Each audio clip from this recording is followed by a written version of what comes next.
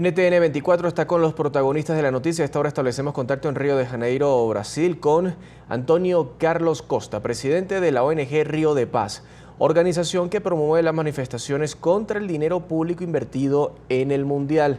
Señor Costa, gracias por estar con nosotros para toda Latinoamérica, los Estados Unidos y el Caribe. Gracias, es una honra poder hablar.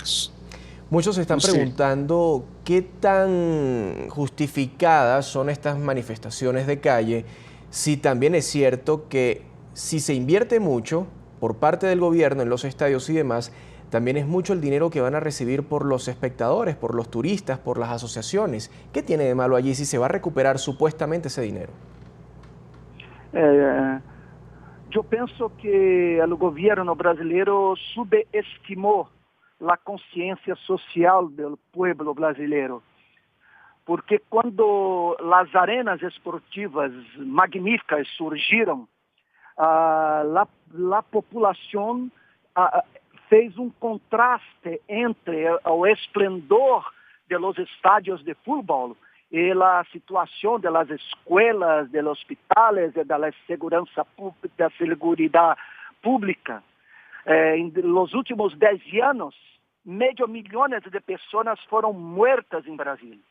Nuestro sistema prisional hoy recibe 570.000 personas que viven como si estuviesen en el campo de concentración.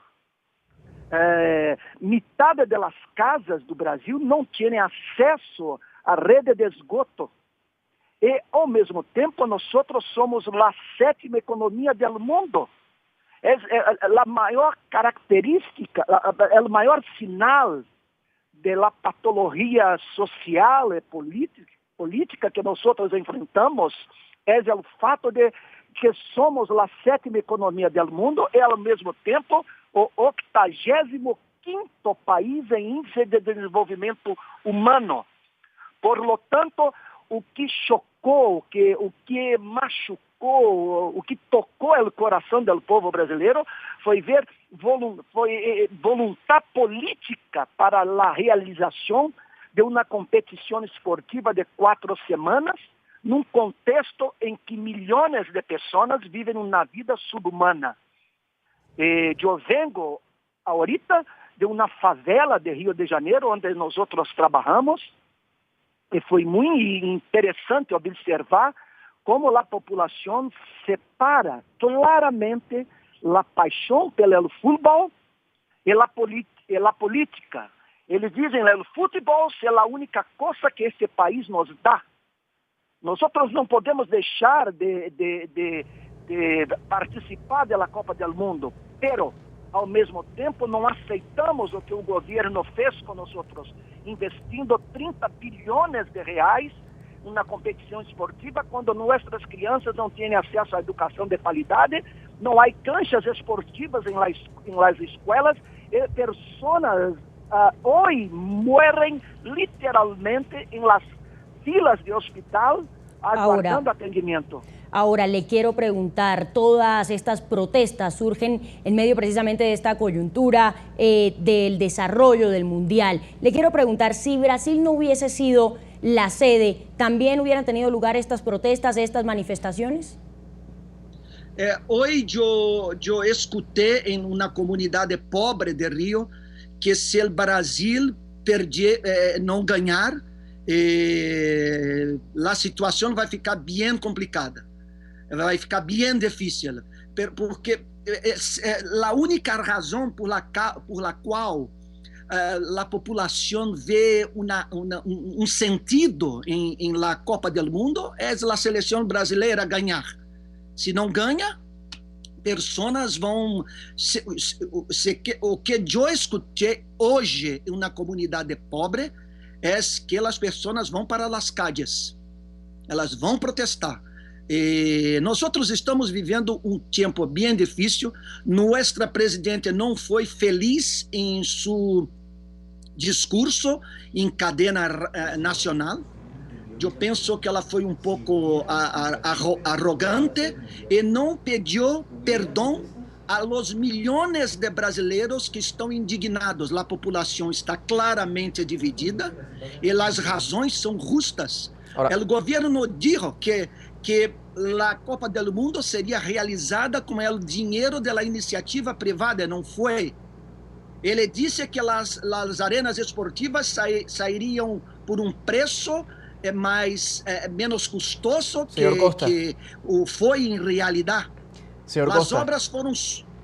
disculpe que lo Las interrumpa. obras fueron superfaturadas. Disculpe que lo interrumpa, pero por razones de tiempo, mejor responder más corto para poderle hacer más preguntas y llevar esta entrevista. Perfecto.